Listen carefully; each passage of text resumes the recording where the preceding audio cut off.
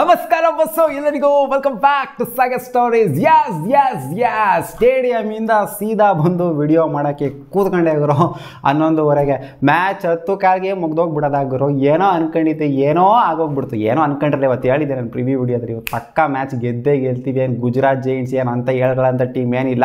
ಮುಂಬೈ ಮತ್ತು DC ಮೇಲೆ ಆಗಿರೋ ಸ್ವಲ್ಪ ಡೌಟ್ ಅಂತ ಹೇಳ್ಬೋದಾಗಿತ್ತು. ಬಟ್ UPಗಿಂತ ಇದು ಕಳಪೆ ಟೀಮ್ ಏನೇ 100% ಗಾನ್ ಕೇಸ್ ಅಂತ ಗೊತ್ತಿತ್ತು. ಅದಕ್ಕೋಸ್ಕರನೇ ಇವತ್ತು ಸ್ಟೇಡಿಯಂ ಕೂಡ ಹೋಗಿದ್ದೇವೆ ಅಂತ. ಅದಕ್ಕೋಸ್ಕರ ಅಂತಲೇ ಏನಲ್ಲ, ಇವತ್ತು ನಾನು ಹೋಗಿದ್ದೀನಿ ಅಂತಲೇ ಗೆದ್ದಿರೋದು. ಆಯಿತಾ, ಸುಮ್ಮನೆ ಬಿಲ್ಡಪ್ ಹಾಕಂತ ಇದ್ದೀನಿ, ಸುಮ್ಮನೆ ಕಾಮಿಡಿ ಗುರು ಹೇಳ್ತಾ ಇರೋದು. ಸೊ ಓಕೆ, ಇವತ್ತಿನ ಮ್ಯಾಚಲ್ಲಿ ಏನಿತ್ತು ಗುರು, ನಮಗಂತೂ ಸ್ಟೇಡಿಯಂಗೆ ಹೋಗಿದ್ದೀವಿ, ಅಲ್ಲಿ ಸೈಕ್ ಆಗ್ತಾಯಿತ್ತು. ಏನು ಇವಾಗ ಹೊಡಿತಾರೆ ಅವಾಗ ಹೊಡಿತಾರೆ ಅಲ್ಲ, ಟಾಸ್ಕಿಂದ ಮಾರ್ಸಿ ಬ್ಯಾಟಿಂಗ್ ಮಾಡಿದ್ರೆ ಚೆನ್ನಾಗಿರೋದು ಅಂತ ಕಾಣಿಸುತ್ತೆ. ಅವಾಗ ಸ್ಕೋರಾರು ಅಟ್ಲೀಸ್ಟ್ ಮಜಾನಾರು ಬಂದಿರೋದು ನಮಗೆ. ಏನು ಆಡಿದ್ರು ಗುರು ಇವತ್ತು ಗುಜರಾತ್ ಜೈಂಟ್ಸ್ ಅವ್ರು ಬ್ಯಾಟಿಂಗ್. 107 ರನ್ನು ಟೆಸ್ಟ್ ಮ್ಯಾಚ್ ಆಡ್ತಾವ್ರಲ್ಲ, ಅರ್ಲಿನ್ ಡಿಯೋಲ್ ಬ್ಯಾಟಿಂಗ್ ಆಡ್ತಾವ್ರು. ನಮಗೆ ನಿದ್ದೆ ಗೊತ್ತಾಯ್ತೆ ಲಿಟ್ರಲಿ. ನಾಳೆ ವ್ಲಾಗ್ ಬರುತ್ತೆ ನೋಡಿ, ಮಜಾ ಇರುತ್ತೆ. ಒಟ್ಟಿನಲ್ಲಿ ಈ ಲೋ ಸ್ಕೋರಿಂಗ್ ಗೇಮಲ್ಲೇ ಅಷ್ಟೊಂದು ಮಜಾ ಮಾಡಿದ್ದೀವಿ ಅಂತಂದರೆ, ಏನಾದ್ರು ಸ್ಕೋರರು ಹೈ ಸ್ಕೋರಿಂಗ್ ಏನಾರು ಆಗಿತ್ತು ಅಂದರೆ ಮಜಾ ಬಂದಿತ್ತು ಅಂದರೆ ಮ್ಯಾಚ್ ಕ್ಯೂರಿಯಸ್ ಆಗಿ ಎಡ್ಜ್ ಆಫ್ ದ ಸೀಟಲ್ಲಿ ಕೂತ್ಕೊಂಡು ನೋಡೋ ಥರ ಇದ್ದಿತ್ತು ಅಂದರೆ ಇನ್ನು ಯಾವ ಥರ ಇರೋದು ಗುರು. ನಮ್ಮ ಆರ್ಭಟ ಅಬ್ಬರ ಎಲ್ಲ ನಾಳೆ ವ್ಲಾಗಲ್ಲಿ ನೋಡಿ ಯಾವ ಥರ ಇತ್ತು. ಆರ್ಭಟ ಅಬ್ಬರ ಎಲ್ಲ ಸ್ಟೇಡಿಯಮಲ್ಲಿ. ಜೊತೆಗೆ ಇನ್ಸ್ಟಾಗ್ರಾಮಲ್ಲಿ ಫಾಲೋ ಮಾಡ್ಕೊಳ್ಳಿ, ಅಲ್ಲೂ ಕೂಡ ರೀಲ್ಸ್ ಬರುತ್ತೆ, ಅಲ್ಲೂ ಕೂಡ ಮಜಾ ಇರುತ್ತೆ. ಅಂದರೆ ಮ್ಯಾಚ್ದು ಅಲ್ಲೂ ಕೂಡ ಹಾಕ್ತೀನಿ ಅಂತ ಹೇಳ್ತಾ ಇರೋದು.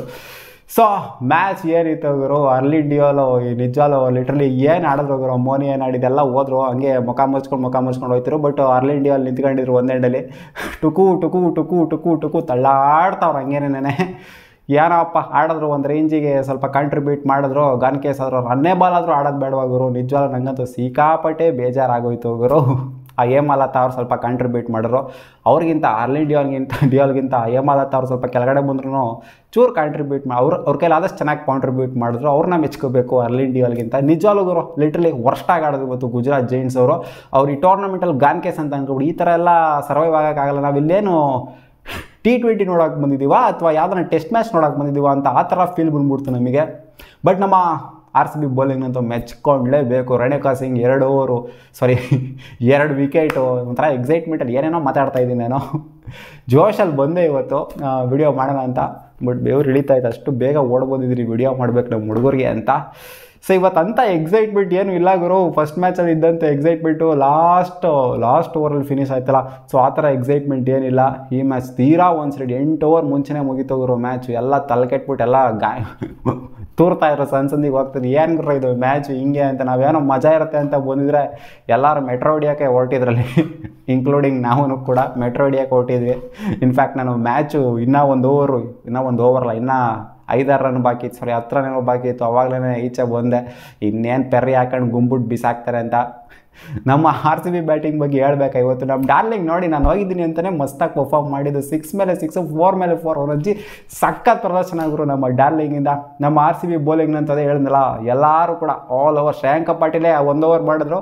ಶ್ರೇಯಾಂಕ ಪಾಟೀಲ್ ಮಾತ್ರ ಒಂದು ಸ್ವಲ್ಪ ಹೊಡೆಸ್ಕೊಂಡ್ರು ಅಷ್ಟೇ. ಅವ್ರು ಬಿಟ್ಟು ಅಂದರೆ ಎಲ್ಲರೂ ಕೂಡ ಒಂಥರ ಮಸ್ತು ಪ್ರದರ್ಶನ ಕೊಟ್ಟಿದ್ದಾರೆ ಬೌಲಿಂಗಲ್ಲಿ ಅಂತ ಆಲ್ ಓವರ್. ಇನ್ಫ್ಯಾಕ್ಟ್ ಆಶಾ ಅವ್ರಿಗೆ ಲಾಸ್ಟ್ ಮ್ಯಾಚು 5 4 ತೆಗೆದಂಥ ಆಶಾ ಅವರಿಗೆ 4 ಓವರ್ ಕಂಪ್ಲೀಟ್ ಮಾಡೋಕ್ಕೂ ಕೂಡ ಸಿಗಲ್ಲ, ಅಷ್ಟು ಚೆನ್ನಾಗಿ ಬೇರೆಯವರು ಬೌಲಿಂಗ್ನ ಮಾಡಿದ್ದು. ಮೊಲಿನಕ್ಸ್ ಅವರಿಗೆ 3 wicket. Renuka Singh man of the match ಆದಂಥವರು 2 ವಿಕೆಟ್ ಜೊತೆಗೆ ಸಿಕ್ಕಾಪಟ್ಟೆ ಎಕನಾಮಿಕಲ್ ಆಗಿ ಬೌಲಿಂಗ್ ಮಾಡಿದ, ಯಾಕಂದರೆ ಮೇನ್ ವಿಕೆಟ್ಸ್ನ ಅವರೇ ತೆಗೆದಿದ್ದು. ಸೊ ಬೆಂಕಿ ಪ್ರದರ್ಶನ ಆಲ್ ಓವರ್ ಬೌಲಿಂಗ್ ಪ್ರದರ್ಶನದಲ್ಲಿ. ಜೊತೆಗೆ ಫೀಲ್ಡಿಂಗ್ ಕೂಡ ಬೊಂಬಾಟಾಗಿತ್ತು ಗುರು. ಏನು ಡೈವಿಂಗ್ ಎಫರ್ಟ್ ಹಾಕಿದ್ದು ಇವತ್ತು. ಎಲ್ಲರೂ ಕೂಡ ಆಲ್ ಓವರ್ ಮಸ್ತ್ ಪರ್ಫಾರ್ಮೆನ್ಸು. ಕ್ಯಾಚಿಂಗ್ ಇರಲಿ, ಫೀಲ್ಡಿಂಗ್ ಇರಲಿ, ಬ್ಯಾಟಿಂಗ್ ಇರಲಿ, ಬೌಲಿಂಗ್ ಇರಲಿ. ನಮ್ಮ RCB ಹಾವಳಿ ಅಂತ ಹೇಳಬೇಕು. ನಾನು ಹೋಗಿದ್ದಕ್ಕೆ ಹಿಂಗೆ ಆಡಿದ್ರು ಅಥವಾ ನಾನು ಹೋಗಬೇಕು ಅಂತಲೇ ಹಿಂಗೆ ಆಡಿದ್ರು ಗೊತ್ತಿಲ್ಲ. ಒಟ್ಟಿನಲ್ಲಂತೂ ಬೊಂಬಾಟ್ ಪ್ರದರ್ಶನ ಕೊಟ್ಟಿದ್ದಾರೆ. ಇನ್ನು ಬ್ಯಾಟಿಂಗಲ್ಲದೆ ಒಬ್ಬಿಯಸ್ಲಿ ಸ್ಮೃತಿ ಜೊತೆಗೆ ಸೋಫಿ ಡಿವೈನ್ ಏನೋ ಇವತ್ತು ಅವಳಿ ಇಡ್ತಾರೆ ಅಂತ ಅಂದ್ಕೊಂಡಿದ್ದೆ. ಇವತ್ತು ನಾವು ನೋಲಾಸ್ ಹೊಡಿತಾರೆ ಅಂದ್ಕೊಂಡಿದ್ದೆ, ಬಟ್ ನೋಲಾಸ್ ಆಗಲಿಲ್ಲ. 2 ವಿಕೆಟ್ ಡೌನ್ ಆಯಿತು. ಬಟ್ ಆದರೂ ಪರವಾಗಿಲ್ಲ.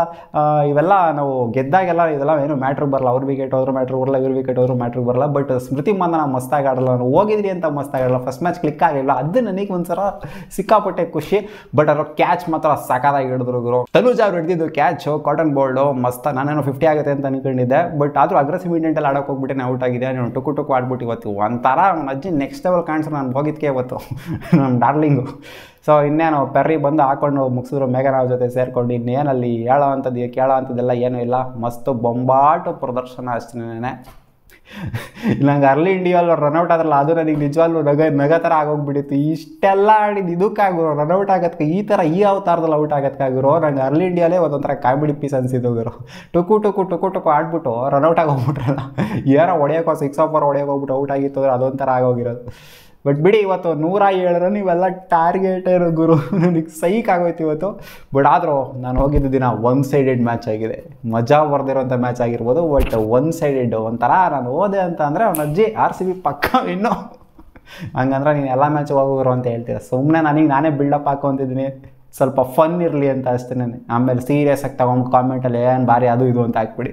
ಸಿಗೋಣ ಮುಂದಿನ ವಿಡಿಯೋದಲ್ಲಿ. ನಿಮ್ಗೆ ಏನು ಅನಿಸ್ತೀವಿ ಮ್ಯಾಚು ಕಾಮೆಂಟಲ್ಲಿ ಹಾಕಿ. ಬಾ.